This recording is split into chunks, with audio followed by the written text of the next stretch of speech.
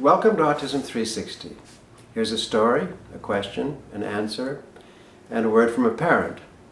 2.5 minutes. Simon, 11-year-old autistic boy, regressed when he was age 2. Typical story. What was unusual about Simon was that at age 7, immediately following a change in a seizure medication, he lost all of his remaining language. Unusual story. Also unusual about Simon was his eye contact. Serious eye contact. He looked at me with eyes that said louder than words, "I'm in here. See me." The question that his parents and his doctor had for me was about seeing him as an individual and knowing what is our next step, what are our options. Not options for autism, but options for this particular child with his unique story and including his strengths.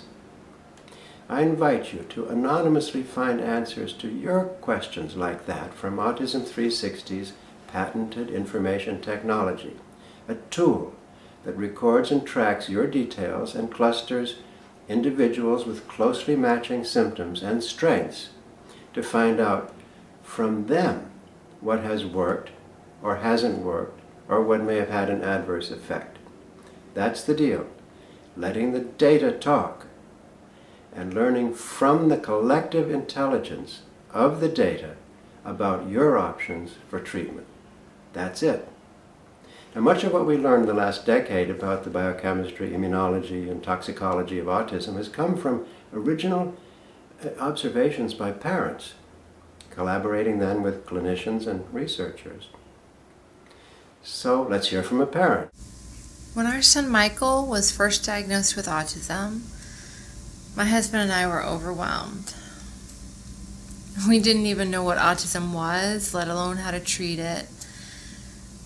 So I guess we did what most other parents do in similar situations, and we tried to find out as much about autism as we possibly could. And we sought out other parents with children with autism to find out what they had done to help their kids. But we quickly realized that each child on the autism spectrum is very different. And it was very difficult to find parents that had children with autism that displayed symptoms at all like the symptoms of our son. There was no one solution. There were many treatments and they seemed like a maze. Autism is an incredibly complex illness. But now, Autism360 does give us the resources to help us find out the information that we need, to help us find out what other parents with children that display similar symptoms to our son Michael have done to help their kids.